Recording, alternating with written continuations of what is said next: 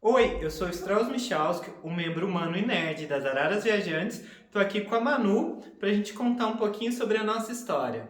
Então, vem cá com a gente. Eu sou professor de computação, eu tenho as Araras, a Manu já vai fazer 6 anos, já fez 6 anos que ela está comigo.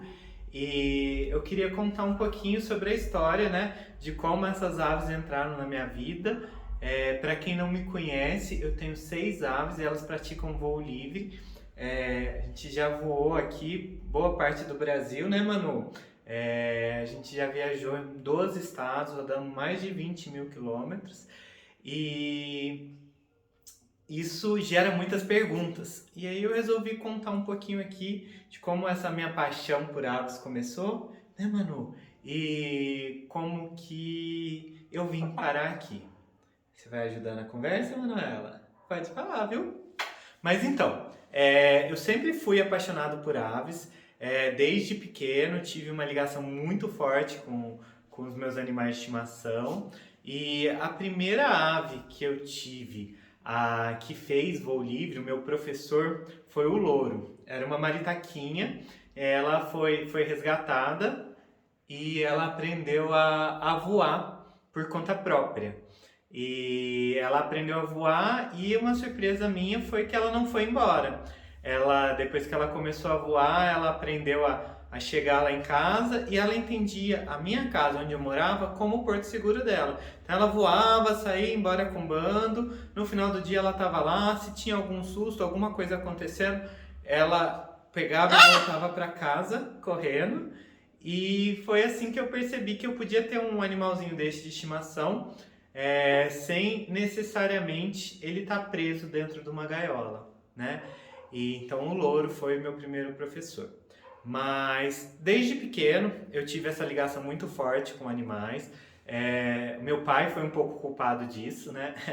Eu lembro que quando eu tinha 2 anos de idade, ele colocou uma chocadeira no meu quarto e ele criava codorninha. E eu sei que direto e reto estava nascendo filhotinho de codorna lá e eu ficava vidrado assistindo elas nascerem, ajudando lá, acompanhando, vendo colocar elas nos primeiros dias lá para ensinar elas a comerem e tal.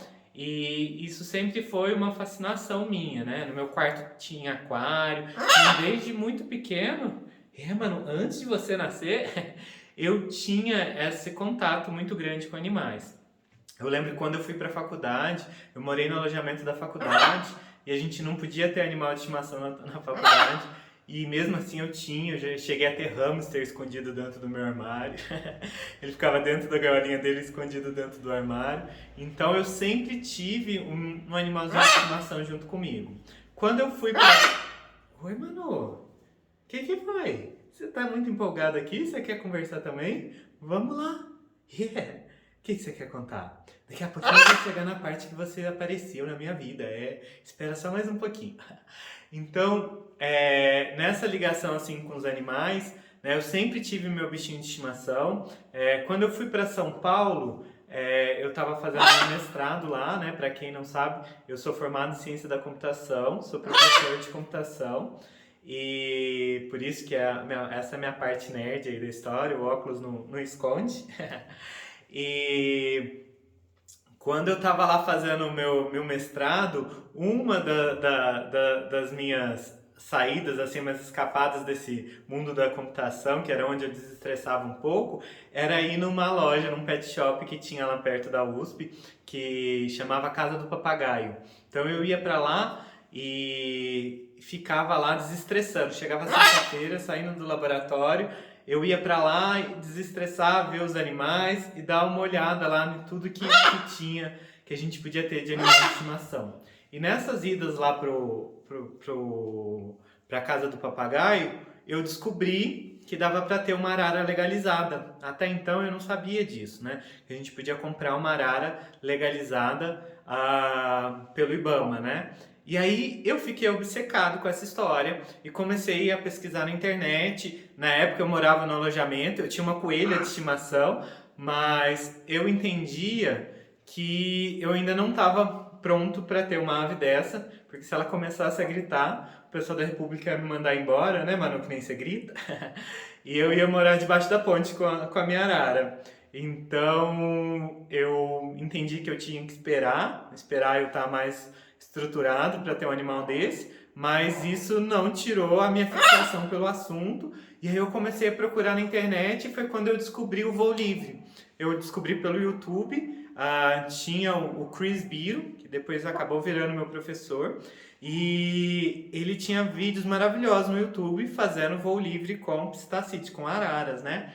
E aí foi que eu fiquei fascinado com a história e falei, pronto, agora faz muito sentido. Eu posso ter uma arara legalizada pelo IBAMA e ela pode ficar solta e voar. Ela não precisa ficar presa na gaiola o tempo todo. E aí eu fiquei com essa informação assim, terminei o meu mestrado, comecei a trabalhar, virei professor e aí fui para minha casa. Aí na hora que eu tive, né, eu aluguei minha casinha, falei, não, agora eu moro aqui, moro sozinho, tenho estrutura, posso ter uma ave de estimação. Aí foi quando a Manu chegou. Manu? Faz 6 anos. Isso tudo. E aí a Manu chegou. Com a Manu, eu ainda não tinha feito o curso de voo livre, mas eu já tinha lido todo o material que o Chris Biro tinha disponibilizado. Não, Manu, isso não é brinquedo de arara. Que o Chris Biro já tinha disponibilizado no blog dele, no site dele, mas eu ainda não sabia que ele dava o curso via Skype. Ele é bem ruim de marketing, tinha um bannerzinho quietinho no canto direito ou esquerdo, eu sou meio ruim direita e esquerda, mas num cantinho assim no site dele. E eu não vi esse banner falando que ele dava aulas, né? Mas eu lia tudo que eu podia e comecei a treinar a Manu. Só que começou a não dar tudo tão certo assim, porque tem muita coisa que é contra-intuitivo, né, Manu? Que a gente acha que é certinho, mas na hora que ela começou a voar muito, né, Manu? Fala que você estava voando lindamente, eu comecei a assustar, porque ela começou a desenvolver muito voo e começar a ir mais longe do que eu imaginava que era o certo, né, Manu? Você era muito voadeira desde novinha, né?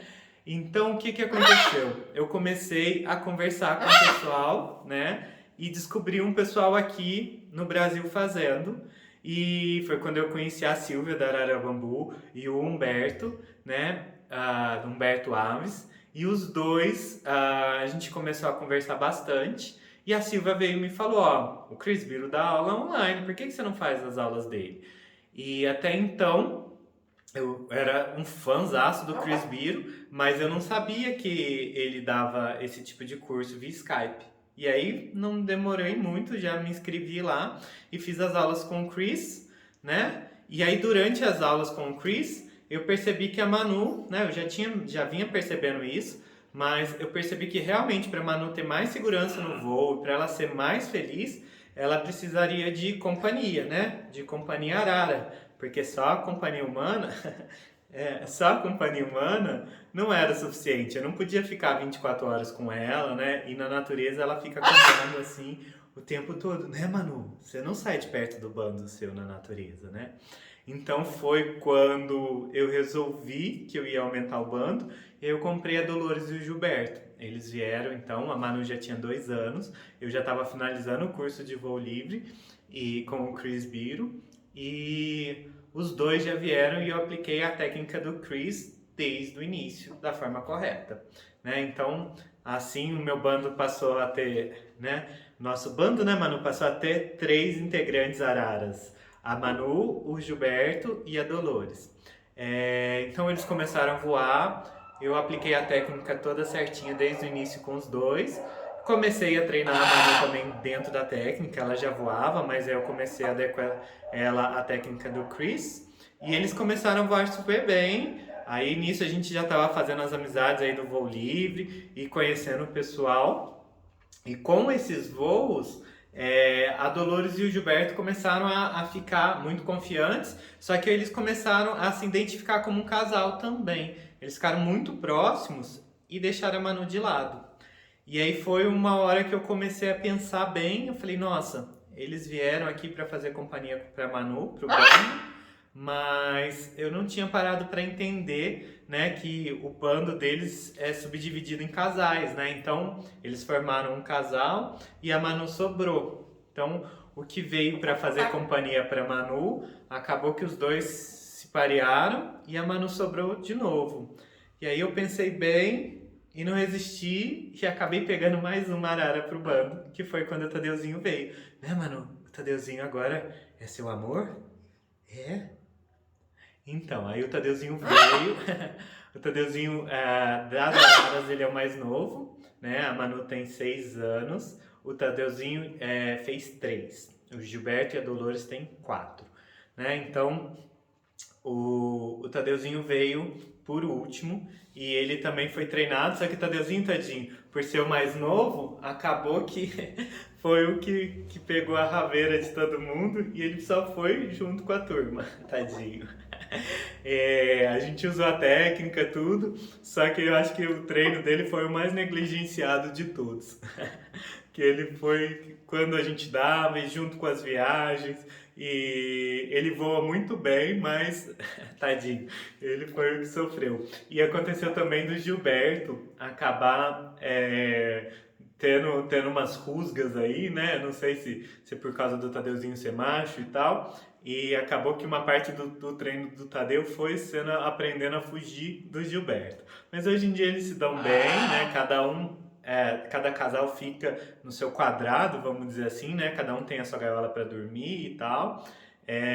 Mas eles se dão bem, voam com um bando, os 4 super juntos, né?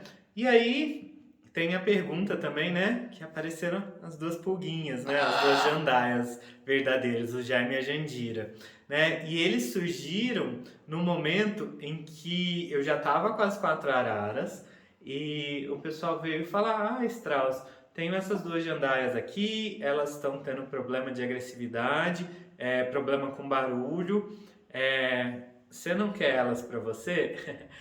E eu acabei topando o desafio. Elas já tinham 2 anos de idade, elas têm a mesma idade do Tadeu, mas na época elas tinham 2 anos de idade. E eu topei o desafio de treinar essas 2 aves adultas para voo livre, elas não eram treinadas. E acabou que deu muito certo mesmo.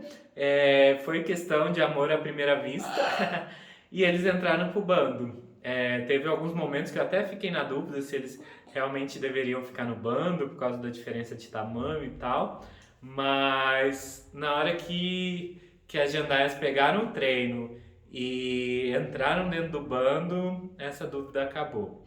As jandaias também têm seu espaço, elas têm a sua gaiola própria para dormir, então cada casalzinho fica separado, as jandaias numa gaiola, a Manu e o Tadeuzinho na outra, e o Gilberto e a Dolores em outra, né? Então cada casal tem o seu espaço, principalmente as jandaias por causa do tamanho, elas não podem ficar tão soltas assim com as araras toleram ela bastante, mas se acontecer um acidente ali, o tamanho é bem desproporcional, pode dar algum problema, né, Manu? Mas a Jandira é apaixonada na Manu, onde a Manu tá, a Jandira vai. Se é uma árvore que a Manu tá, a Jandira tá lá junto. E é muito bonitinho ela se entender como uma arara, né, Manu? Você que não entende muito como que são aquelas pequenininhas lá e elas estão no bando, né? Acompanhando tudo. Mas eu fiquei muito feliz em poder proporcionar essa vida livre aí, né? Essa vida de liberdade, mesmo que uma liberdade um pouquinho mais monitorada, para todo mundo, tá certo? Inclusive para as jandainhas, né?